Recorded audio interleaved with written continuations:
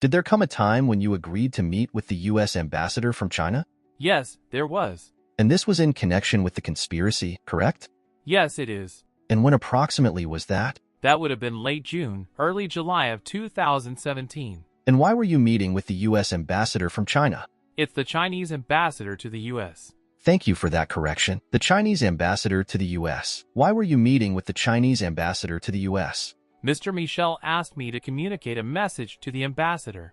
Did you in fact go to the Chinese embassy in Washington and meet with China's ambassador to the U.S.? Yes, I did. And when was that? I met with the ambassador on a Sunday. I believe the request came in on a Friday for Mr. Michel. He told me he would give me more instruction. He was on his way to D.C., and I met with him earlier on the Sunday before I met with the ambassador.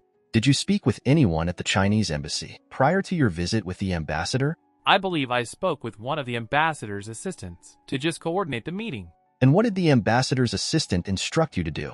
We agreed on a time for the meeting on that particular Sunday and come to the embassy. What was his instruction to you as to how to gain access to the embassy? I went to the front door, so to speak.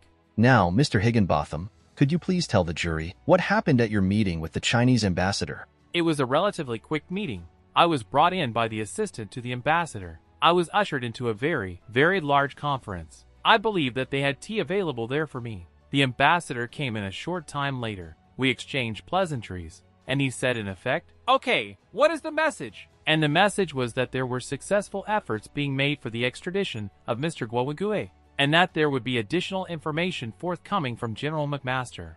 And who is General McMaster? I do not remember what his exact position in the administration was at the time, but I believe he was involved in the national security aspect of the Trump administration.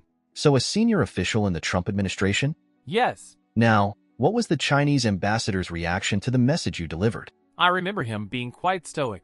There wasn't any particular emotion. He asked additional questions. Unfortunately, I did not have any additional answers, and the meeting ended almost as quickly as it began.